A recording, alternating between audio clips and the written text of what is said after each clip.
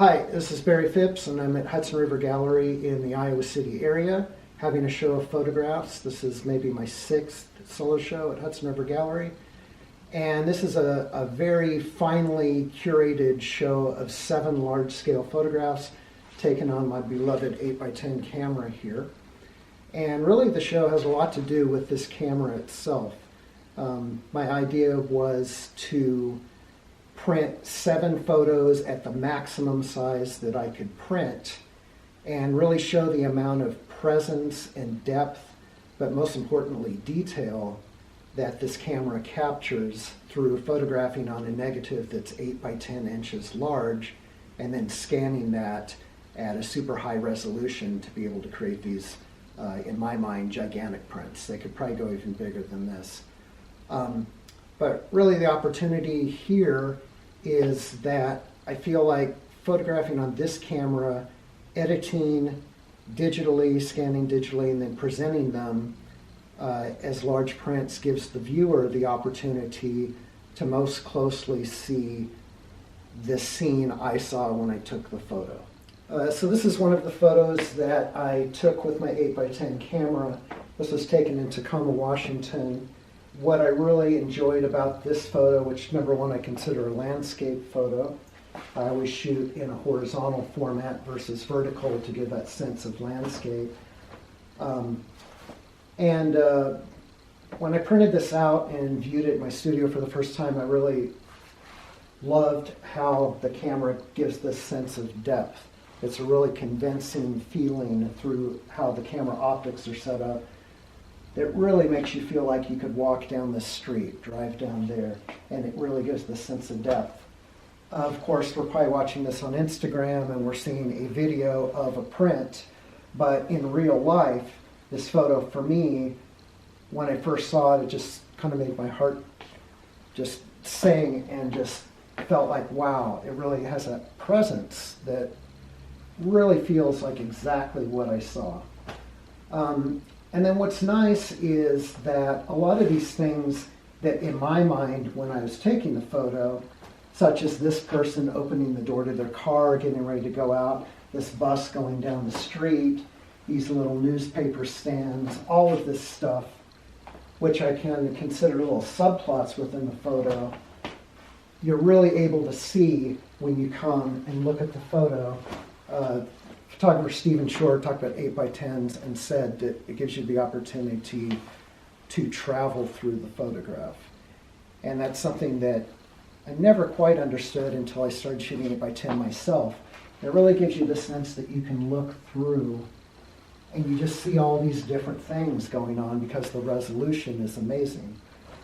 So in this photo, this is the National Bison Range in Montana, and when I photograph on the 8x10, there's a self-editing that happens. If I'm shooting on a little 35mm camera, I can shoot all day long, shoot rolls of film, but the time it takes to set up the camera combined with the cost of the film, which is very expensive, almost like $50 a shot by the time you buy the film, do the processing, plus the scanning and all of that, plus if it's going to be made a print this size, those are a lot of factors that add up to cost. So it really has to be either the light was amazing, the subject was amazing, or both. And so this was actually a rest area that we pulled into on a trip, my wife and I got out, and just the presence of this little picnic bench in the middle of this bison range combined with the beautiful light was one of those factors that compelled me to go, okay, I allowed myself 1 photograph a day on this trip with the 8x10, and so the combination of the subject matter, which I felt like I could really create this sense of this picnic bench in the middle of a wilderness, which is actually not true at all. Right behind us is a parking lot and just beyond us the highway, but to kind of give that sense. So when shooting with a camera that takes a long time to set up and is really expensive to photograph with, it creates a sense of self-editing that you're only going to take the photo if it absolutely compels you to do so. This is the Green Giant statue in Blue Earth, Minnesota. In the 90s, I was in a band and we would tour all over the country. And John, who was in the band, knew about this green giant that was in a park. And so he took us there. And at the time, it was kind of a rundown park and the paint was peeling from the green giant. And it almost seemed like this little hidden thing. So I had to go back and take a photo of it. But, I really want to avoid having it look like it's a photo of a roadside attraction, right? Because in a way, they're encouraging you to take a photo of it, right? And so actually, it's important to me in the photo that I have all these people with their iPhones holding up, taking a photo of the green giant. But I wanted to figure out how I could include him in what I considered a landscape, right? So I was actually thinking about it on the way there because I knew I was going to photograph it because of the subject matter. The light was decent, wasn't great, but the subject matter prevailed. So I decided to step back.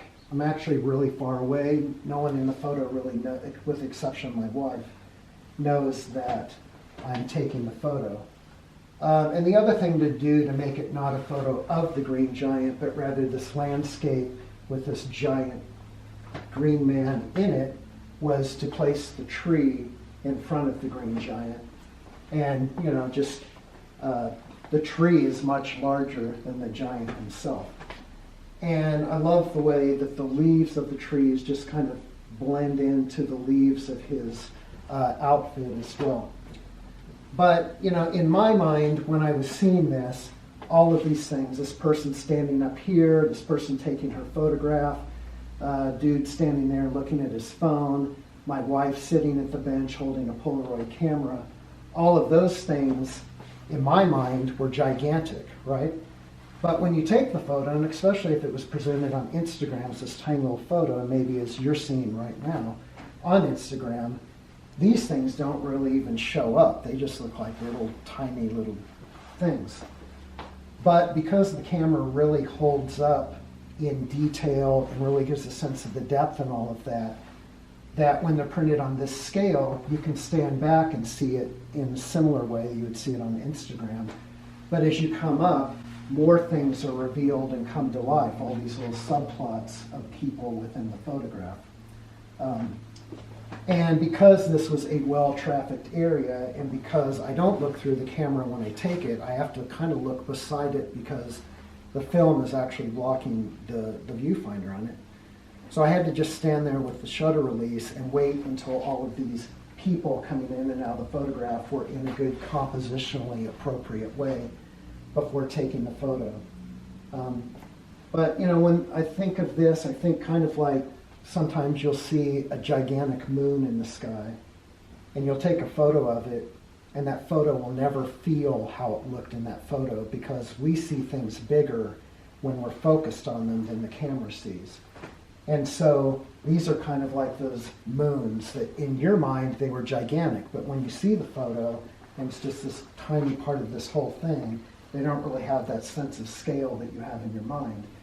Whereas with this format and the photos printed on this scale with this resolution, you're really able to get up and see these things that really hold up photographically. They don't disappear into grain or digital noise or pixelation. They just really come to life. And so there's really this opportunity to see all kinds of separate scenes within this larger photograph. Of course, next steps are continue on with this line of work. It's very expensive to photograph this way. I like to travel when I do this. Gas is like $20 a gallon right now, so there's a lot of factors with limitations on that. So I'm going to be continuing to photograph this way. This is my first show of work in 6 years, and it may be another 6 years before I'm ready to show the next body of work. Please come see this show, because I might not have another for a long time, and I'm really happy with how these photos turned out.